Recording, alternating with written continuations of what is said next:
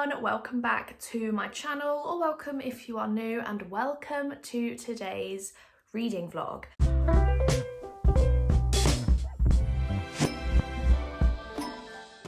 In this vlog, I am going to be reading some Kindle Unlimited thrillers because I'm in a little bit of a slump and I know that thrillers are the one type of book that will get me out of it. Also, don't have my tripod on me right now, so if we're a bit wobbly, I apologise. The books that I am planning on reading, I have actually started one, Don't Let Her Stay by Nicole Sanders. So I've started this one, I'll talk about that one in a sec. But I'll just tell you the other two that I am planning on reading for you. I'll wait for my Kindle to load up. The other two are The Good Lie by A.R. Torre and The Quarry Girls by Jess Lowry, unsure.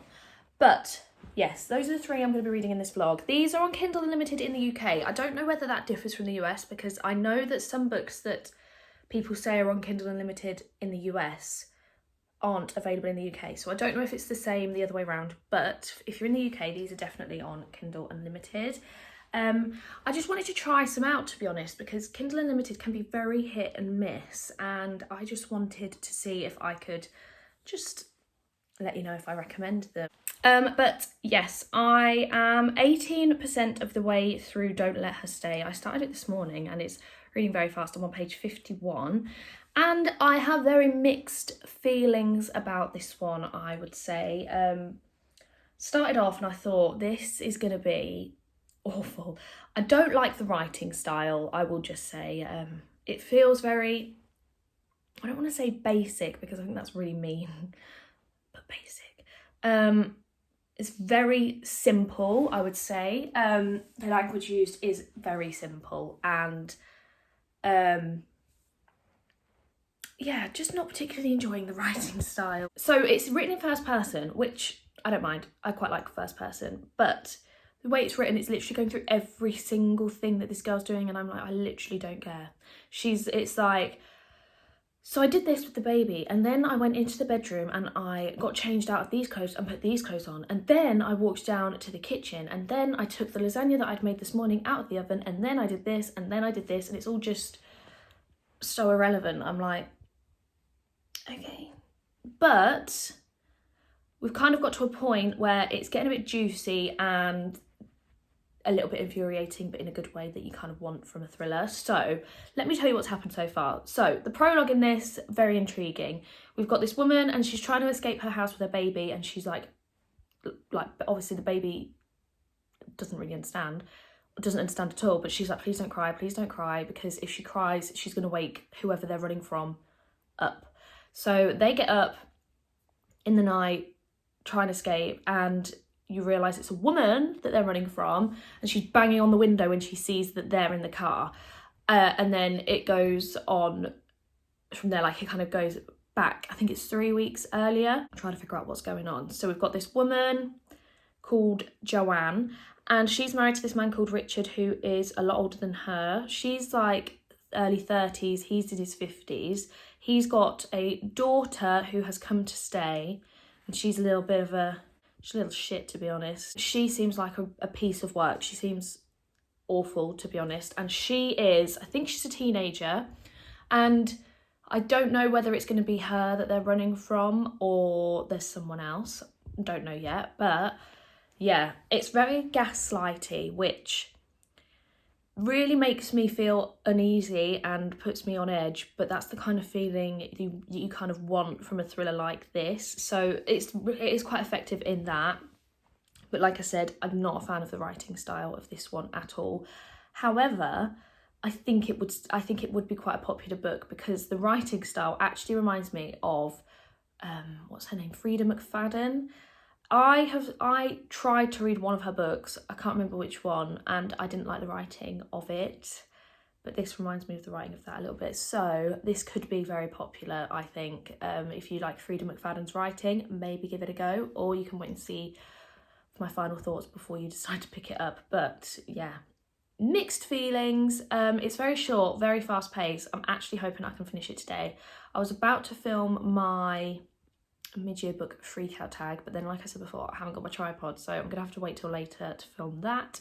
Edit that a bit later on as well, but other than that, I've got no plans, so I'm gonna sit and read this. I'll probably update you when I get halfway through, unless anything really juicy happens before then and I feel like I need to update you. But yeah, mixed opinions so far, but I'm looking forward to having a full-on reading day, and I'll let you know how I'm getting on. Hello guys, so I have reached the 50% mark of Don't Let Her Stay. This is definitely having the desired effect, I think, because this book is absolutely infuriating me, and it's making me feel so, it's kind of tense. This is just making me want to go mad. It is essentially focused on this unreliable narrator, and her stepdaughter has come to live with them, and all these things are happening. Basically, she's being gaslit massively by this stepdaughter. She's pretending things, the stepdaughter is pretending that things have happened, so our main character will tell her stepdaughter something, and then the stepdaughter will pretend that they've never had that conversation to her dad, and then it just makes our main character look bad. And it's all stuff like that, and it's just, I'm finding myself getting really angry at this stepdaughter. But then they've now thrown in that the main character's mother had postpartum psychosis, and our main character's got a baby, and so it's kind of going along the lines of, is our main character also suffering from postpartum psychosis, and this is all in her head, or is the stepdaughter actually just kind of sending her, making her feel like she's going mad? It's quite good. I still don't want to say that I'm really liking it, because the writing's still not great for me, to be honest, and the dialogue is sometimes making me cringe. I don't like the dialogue. I do find with dialogue, if it's not something that I can imagine someone saying in real life, then it kind of gives me the ick. I get really annoyed with it, and it just makes me feel uncomfortable. Things characters saying in here, I'm just like, no one would ever say that sentence in real life. I feel like, I don't know, I feel like sometimes writers try and show off that they're good and capable of writing certain things, but they'll put that in dialogue, and I'm like, who's actually going to say that? You know, and it just winds me up a little bit, and there's a lot of that in here. But like I said, it is having the desired effect. I am halfway through, which is page 141. I do think I'll get this finished tonight. Whether I update you tonight or tomorrow morning is another thing. But yeah, I should get this finished today and move on to the next one. But it's definitely got me out of this slump. I just wouldn't say that I'm loving it. If anything, it's infuriating me. Which is hard, because I know that that's the feeling that is intended, but I don't like the feeling. So it's a hard one. It's really dark outside, so excuse this lighting. We've had a bit of thunder. It's been so hot here the past week or so, and I think now we're starting to get the rain. But yeah, it's very dark, so these updates, if I update any more throughout today, it's going to be a dark one. I think it's going to start thundering, so I will shut up. But yeah, undecided is what I'll say for this. Very undecided, and I will let you know how I think it's going by the time I finished it. I feel like maybe there'll be one more update, depending on if anything juicy is going on. If I just feel the same as I have done for the first half, I won't update you till I finish. But if I feel like there's something worth updating you about, then I will.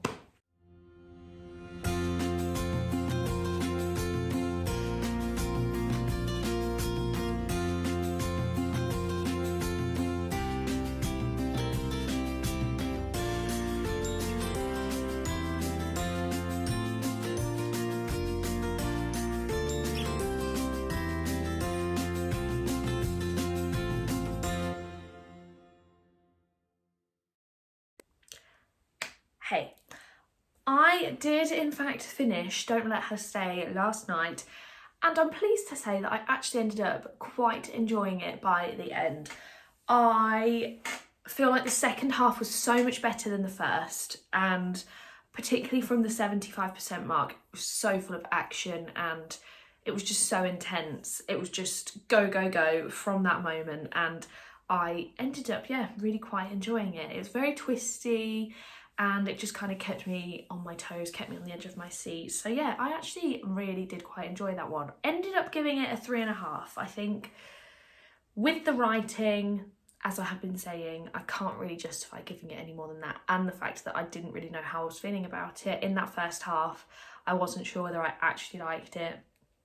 And also, our main character was just making certain decisions and doing certain things that were just winding me up. I was just thinking like, come on, don't do that, because you know what's going to happen if you do. And it was just winding me up. But obviously, that's the whole point. But yeah, I actually quite enjoyed that one and I would recommend it. I definitely stand by what I said, and if you enjoy Frida McFadden's writing, I think you would like this book. And I'm actually tempted to give her books another go. We'll have to see whether I do commit to that or not. But yeah, I actually thoroughly enjoyed it by the end, and it was super fast paced. I obviously read that in a day, and that rarely happens to me.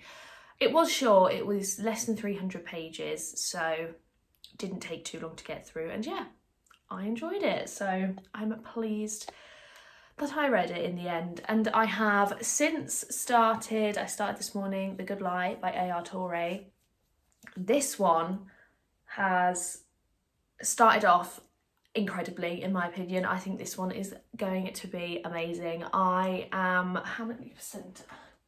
what percentage am I through? This is another short one. I think this is even shorter than Don't Let Her Stay. This one is 248 pages long. I'm on page 37, which is 16% of the way through. And so far, I am loving it. So essentially what's happened in this one is that there's been a serial killer, and he has had 6 victims, 6 teenage boy victims, and one of them, like the newest victim, has escaped and he has come home.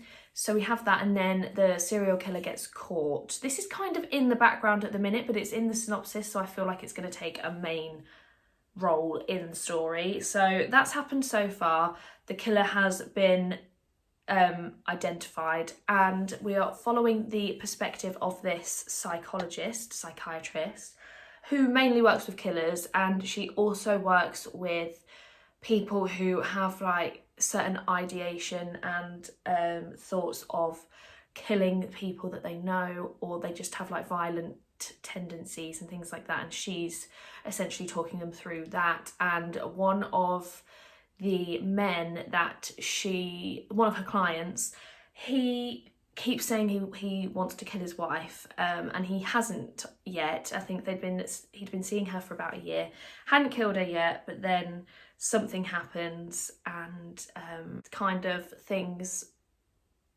go from there. I don't want to say too much because I don't want to spoil it, because even though it happens so early on, I still feel like I would be spoiling things if I say what happens.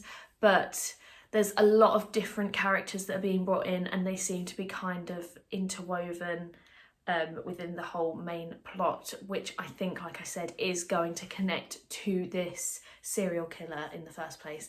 And I have a theory that the serial killer isn't who they think it is. I think it's going to be someone else, but I don't know. To be honest, I haven't read the full synopsis. I literally read the beginning, which talked about the 6 people being killed by this serial killer, and then I kind of knew that I would be into it from then, because I really enjoy books about serial killers, because I'm a massive weirdo. But anyway, yeah, I only read that part of the synopsis and then thought, no, I'm not going to read the rest. So that could be in the synopsis that it's not him or that it is him. I don't know, but I don't want to find out. I will let you know after if I am a genius or if it was laid out right there in front of me. But yeah, really enjoying this one, really liking the writing, really liking our characters. I feel like there's good character development, and yeah, I'm just loving it so far. And to be honest, I don't know whether I'll get it finished today because I have an exercise class after work. I've got work all day till 5, exercise class, come home, and then I do need to finish editing my mid-year book freak out tag video. That's going up tomorrow on Tuesday. So I need to edit that.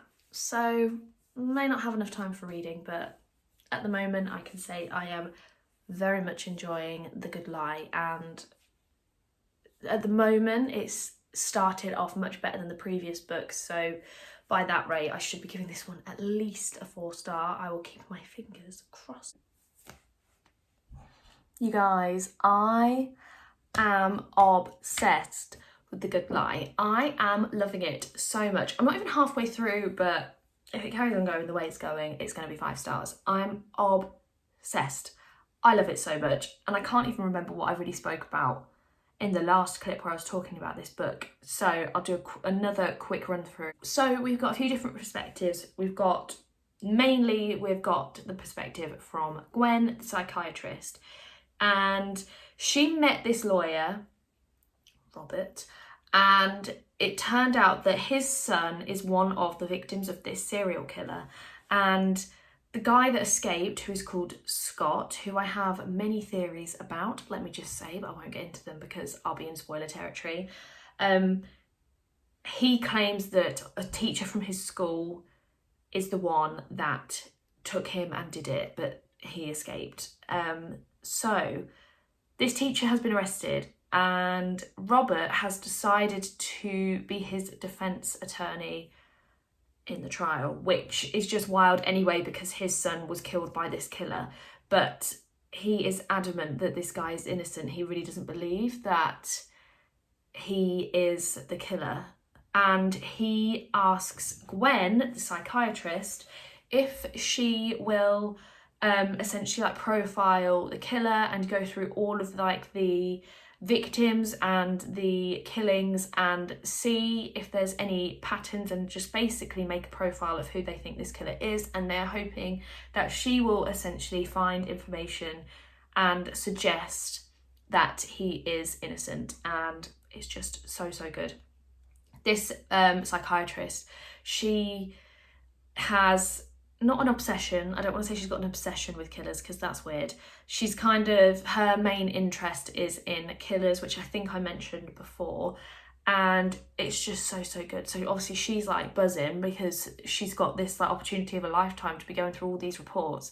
She's never been able to have access to so many case reports before of crimes, and she's also going to be able to like interview the suspect as well. I've not got to that point yet, but I am loving this book so much, and I think I should get it finished this evening. I've only got about half an hour left of work, and then I will just do little bits and bobs before settling down and hopefully finishing this book. It shouldn't take me too long because it's quite a short book anyway. So I'm keeping my fingers crossed that I can finish it, and hopefully it carries on as it's going because I'm absolutely loving it, and it's absolutely a 5-star read so far. So yeah, so far so good, absolutely loving it, and I will update you when I am a bit further. Hello everyone, same spot, different day. Excuse the hair, I am looking an absolute state, but I'm not going anywhere today, so I felt there was no need to get myself ready. Kind of regret that now though, because look at the absolute state of this. What is going on? Anyway, I finished The Good Lie by A.R. Torre, and I absolutely loved it. Gave it 5 stars. It was amazing. I absolutely loved it, and I think if you are interested in true crime or like the psychology behind criminals, I think you would really enjoy it as well, because they're kind of my interests, and I did like a criminology degree, so I have got quite an interest in that, and this just kind of, it just really worked for me. I loved it so much. And the twist, I'm going to say that I didn't guess it because I only guessed it literally pages before it happened, so it wasn't exactly obvious from the beginning in my opinion. and I just thought it was absolutely fantastic. It was so tense, it was so fast paced, and I just loved it so much.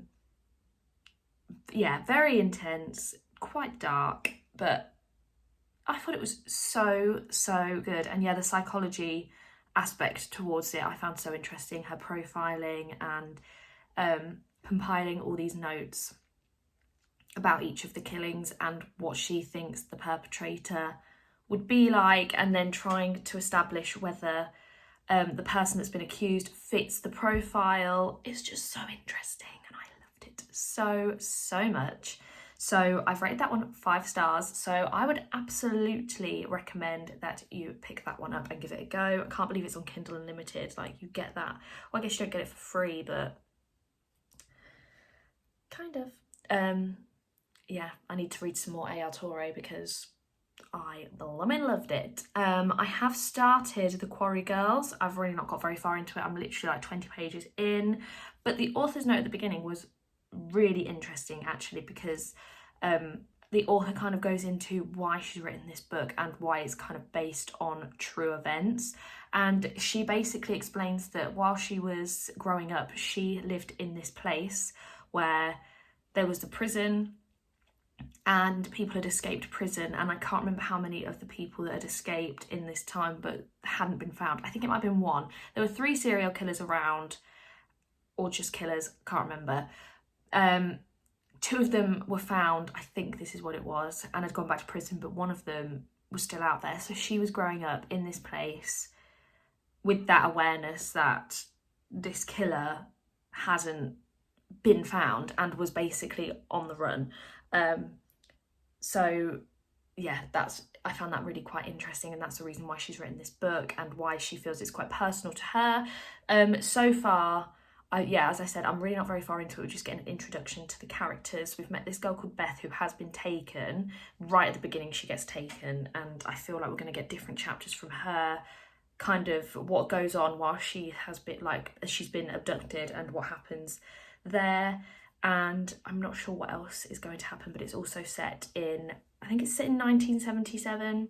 But yeah, we've met a few characters, not sure what their fate is going to be, but it's interesting so far, and I really appreciate that author's note. I don't often read the author's notes, but something compelled me to read it, and yeah, very interesting. It's more like factual explanations, things that have gone on, certain killers in that area. But yeah, I found it quite interesting, and I'm looking forward to reading some more of it.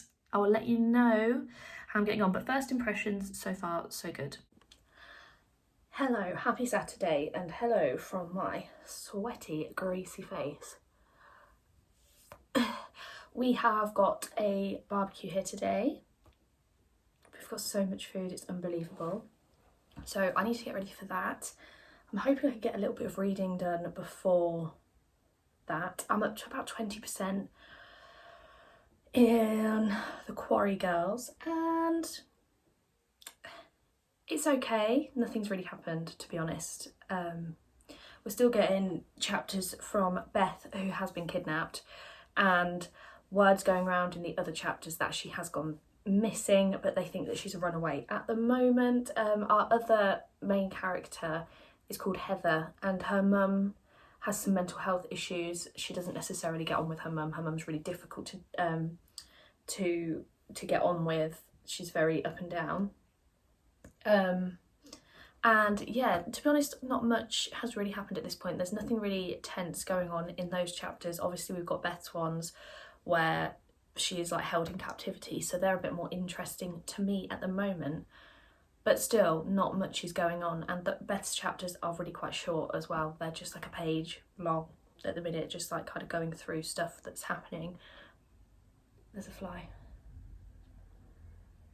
But yeah, it is now about 12:15 and we've got people coming from about 1. So I need to get myself sorted. I have been cleaning and I am sweating. Love that for me. I've got to do all the veggie stuff. I'm the only vegetarian, so I've basically just got to cook my own food. So, not too bad. But yeah, so far the book isn't my favourite, but it's not horrific. I'm hoping, as I said, maybe I can get a bit more read before everyone comes if I've got enough time. But then I've only got 45 minutes to get myself ready. We'll see if I can actually get some reading done today. I will let you know. So the barbecue was a success, but I am so tired today. I am absolutely exhausted. I was nearly falling asleep in the garden earlier, but we move. I am just over 50% into the Quarry Girls, and one thing I will say, and I don't think it's marketed as one because I haven't seen it anywhere. I've tried looking and it doesn't say, but it reads like a YA and it is following young characters. So part of me thinks this is a YA thriller. Not that that's a bad thing, it's just not what I was expecting going in. So yeah, the writing is kind of different to what I expected. That being said, I don't know if it actually is classed as a YA. I'm not sure. But around the 40% mark, something happens where the story feels like it's actually going somewhere. Up until that point, I was just thinking, where are we going from here? Like, it just felt very much like nothing was happening. Obviously, we had our chapters from Beth, who has been kidnapped, but they're very short and very brief as it is. So yeah, so someone else has gone missing now, and I'm wondering whether it's the same person that's kidnapped Beth or whether it's someone else completely, because obviously Beth is held somewhere and we've had chapters since from Beth's perspective where she's being kept, like since this other girl's gone missing, and this other girl isn't there. So I don't know whether they're like keeping them in separate places or whether it's multiple people involved or whether it's just two completely different scenarios altogether. I'm not sure, but I'm liking it. I'm not loving it. The main character, Heather, she's kind of trying to figure out what's going on herself. She's a teenager, she's young herself. She's trying to find this girl that's gone missing because it is one of her friends. I won't say the name because that will spoil it, because obviously it happens not a lot later, but like nearly halfway through the book is when it happens. So I won't say who it is if you're planning on reading it. But a friend of hers does go missing, and then it's kind of her trying to figure out what's going on. And yeah, it's good, but not great, I would say. I'm not absolutely loving it. And yeah, the writing feels very YA to me. And having looked it up, I can't see whether it is or not. If it's meant to be adult, then I think the writing seems a bit juvenile. But if it is YA, then I feel like it is written appropriately. But yeah, I'm not too sure. But my plans for the day are, because I'm so tired, I'm going to just basically sit in the garden. I'm going out for dinner at my mum's later. So until then, I'm just going to be sat reading in the garden, reading in my rocking chair. I'm going to try and get this book finished, hopefully tonight, if not tomorrow. And then I can wrap this reading vlog up and get it up for you guys. But yeah, not the best, but not the worst. And oh, another thing, I feel like there's some kind of corruption involving multiple people. I feel like something is going on. Don't want to say involving who, but I've got a few ideas and I will be intrigued to see where they go and what this whole, because yeah, there are a fair few shady people in this, like quite a lot actually. So I'll be intrigued to see whether they all tie together. Like I said before, whether it's separate. I'm intrigued. But yeah, I'm going to finish this one up and I will let you know my final thoughts when I do.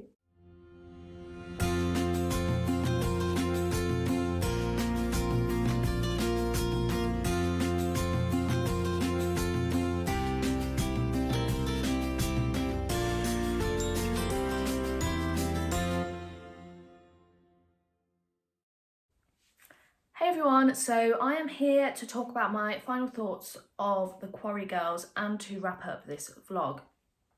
So, The Quarry Girls, I ended up rating it 3 stars in the end. It was fine. I just felt like it wasn't particularly for me, and I also found it was quite predictable. Gets to a certain point where, for me at least, I was reading it and I was thinking, okay, I know exactly what's going on here, I know exactly who's involved, and I was just thinking, come on, girl, like Heather, come on, put 2 and 2 together and realise what is going on. Some people may not feel that way. Some people may think that it is a big shock. I found it quite predictable. And yeah, I did like the friendship dynamics in this. I thought that was really good, and I did quite like the characters. But yeah, not 100% for me. Didn't particularly love the mystery aspect of it. But I would still recommend it if it sounds at all interesting, because I think it is written well. It was just, for me, a little bit predictable. And that actually brings me on to an interesting point, because I was thinking about this. I rated Don't Let Her Stay higher, only by ½ star, but I rated it higher than The Quarry Girls. And I would say The Quarry Girls is actually written better than Don't Let Her Stay. So I think I've kind of learned something about what I look for in a thriller. I need it to be unpredictable and I want it to shock me.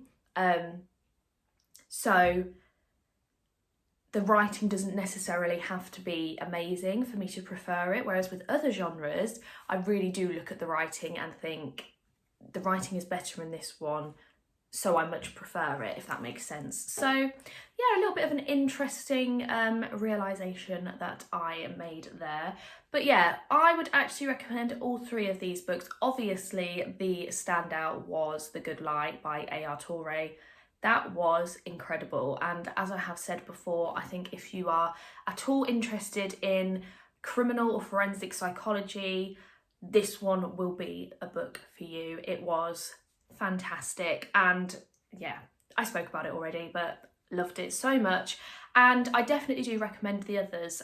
If you're looking for a YA vibe, go with The Quarry Girls. Again, if you are into Frida McFadden, maybe try Don't Let Her Stay. Don't Let Her Stay I've seen circulating quite a lot recently. I feel like it's got quite a lot of hype, so I would definitely give it a go. And I think that the hype is actually quite well deserved. That is it from me today. I have really enjoyed actually doing this reading vlog. I'm definitely going to do some more, and yeah, I've just enjoyed reading a few thrillers. It definitely got me out of this reading slump that I was starting to get into. But yeah, that is it from me. I would love it if you liked this video, if you could like and subscribe, and I will see you in the next one. Bye!